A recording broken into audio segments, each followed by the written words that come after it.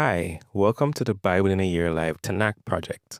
Today is day 2 of week 7, and we continue to read from the complete Jewish Bible, today reading Numbers chapter 5 to 6. Let's dive into today's reading. Numbers chapter 5. Adonai said to Moshe, "Order the people of Israel to expel from the camp everyone with zaraat, everyone with a discharge, and whoever is unclean because of touching a corpse. Both male and female you must expel. Put them outside the camp, so that they won't defile their camp, where I live among you." The people of Israel did this and put them outside the camp. The people of Israel did what Adonai had said to Moshe. Adonai said to Moshe, "Tell the people of Israel, when a man or woman commits any kind of sin against another person and thus breaks faith with Adonai, he incurs guilt. He must confess the sin which he has committed, and he must make full restitution for his guilt. Add 20% and give it to the victim of his sin. But if the person has no relative to whom restitution can be made for the guilt, then what is given in restitution for guilt will belong to Adonai, that is, to the Kohen, in addition to the ram of atonement through which atonement is made for him. Every contribution which the people of Israel consecrated and present to the Kohen will belong to him. Anything an individual consecrates will be his own, to allocate among the Kohanim, but what a person gives to the Kohen will belong to him.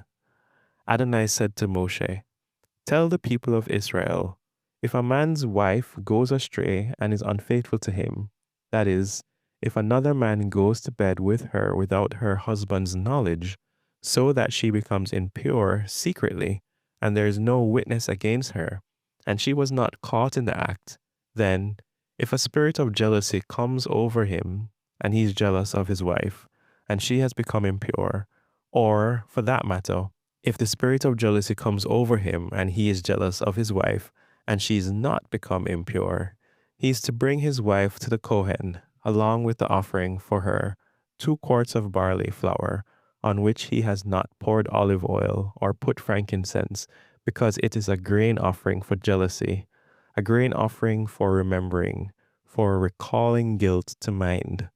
The Kohen will bring her forward and place her before Adonai. The Kohen will put holy water in a clay pot, and then the Kohen will take some of the dust on the floor of the tabernacle and put it in the water. The Kohen will place the woman before Adonai, unbind the woman's hair, and put the grain offering for remembering in her hands, and the grain offering for jealousy, while the Kohen has in his hand the water of embitterment and cursing. The Kohen will make her swear by saying to her, "If no man has gone to bed with you, if you have not gone astray to make yourself unclean while under your husband's authority, then be free from this water of embitterment and cursing. But if you have in fact gone astray while under your husband's authority and became unclean because of some man other than your husband has gone to bed with you, then the Kohen is to make the woman swear with an oath that includes a curse. The Kohen will say to the woman, 'May Adonai make you an object of cursing and condemnation among your people by making your private parts shrivel and your abdomen swell up. May this water that causes the curse go into your inner parts and make your abdomen swell and your private parts shrivel up.' And the woman is to respond, 'Amen, amen.' The Kohen is to write these curses on a scroll, wash them off into the water of embitterment, and make the woman drink the water of embitterment and cursing. The water of cursing will enter her and become bitter. Then the Kohen is to remove the grain offering for jealousy from the woman's hand, wave the grain offering before Adonai, and bring it to the altar. The Kohen is to take a handful of the grain offering as its reminder portion and make it go up in smoke on the altar. Afterwards, he is to make the woman drink the water. When he has made her drink the water, then, if she is unclean and has been unfaithful to her husband, the water that causes the curse will enter her and become bitter, so that her abdomen swells and her private parts shrivel up, and the woman will become an object of cursing among her people. But if the woman is not unclean, but clean, then she will be innocent and will have children. This is the law for jealousy, when either a wife under her husband's authority goes astray and becomes unclean, or the spirit of jealousy comes over a husband and he becomes jealous of his wife, then he is to place the woman before Adonai, and the Kohen is to deal with her in accordance with all this law. The husband will be clear of guilt, but the wife will bear the consequences of her guilt. Chapter 6.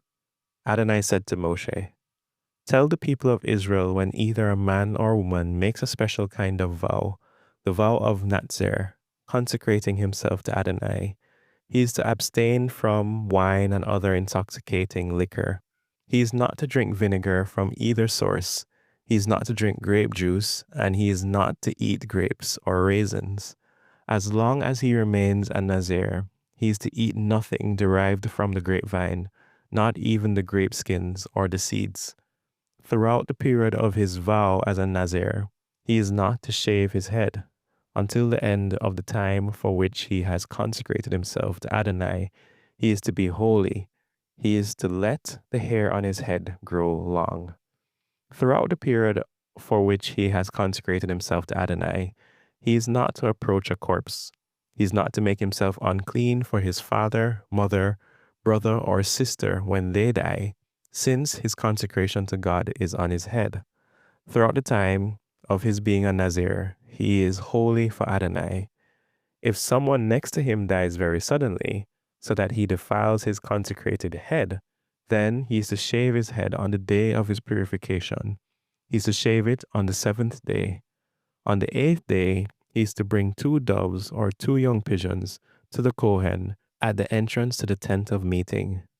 The Kohen is to prepare one as a sin offering and the other as a burnt offering, and thus making atonement for him, inasmuch as he sinned because of the dead person. That same day, he is to reconsecrate his head. He is to consecrate to Adonai the full period of his being a Nazir by bringing a male lamb in its first year as a guilt offering. The previous day will not be counted because his consecration became defiled. This is the law for the Nazir when his period of consecration is over. He is to be brought to the entrance of the tent of meeting, where he will present his offering to Adonai, 1 male lamb in its first year without defect as a burnt offering, 1 female lamb in its first year without defect as a sin offering, 1 ram without defect as a peace offering, a basket of matzah, loaves made of fine flour, mixed with olive oil, unleavened wafers spread with olive oil, their grain offering and their drink offerings. The Kohen is to bring them before Adonai, offer his sin offering, his burnt offering, and his ram as a sacrifice of peace offerings to Adonai, with the basket of matzah. The Kohen will also offer the grain offering and drink offering that go with the peace offering. The Nazir will shave his consecrated head at the entrance of the tent of meeting, take the hair removed from his consecrated head, and put it on the fire under the sacrifice of peace offering. When the ram has been boiled, the Kohen is to take its shoulder, 1 loaf of matzah from the basket, and 1 unleavened wafer, and place them in the hands of the Nazir. After he has shaved his consecrated head, the Kohen is to wave them as a wave offering before Adonai. This is set aside for the Kohen, along with the breasts for waving and the raised up thigh. Following that, the Nazir may drink wine. This is a law for the Nazir who makes a vow and for his offering to Adonai for his being a Nazir. In addition to anything more for which he has sufficient means, in keeping with whatever vow he makes, he must do it according to the law for the Nazir. Adonai said to Moshe, "Speak to Aharon and his sons, and tell them that this is how you are to bless the people of Israel. You are to say to them, Yuvarekka Adonai Vishmereka. May Adonai bless you and keep you. Yair Adonai Panav Eleka Vishuneka. May Adonai make his face shine on you and show you his favor. Gisa Adonai panav eleka visem ik shalom. May Adonai lift up his face toward you and give you peace. In this way, they are to put my name on the people of Israel so that I will bless them. Here ends today's reading. Blessings on you.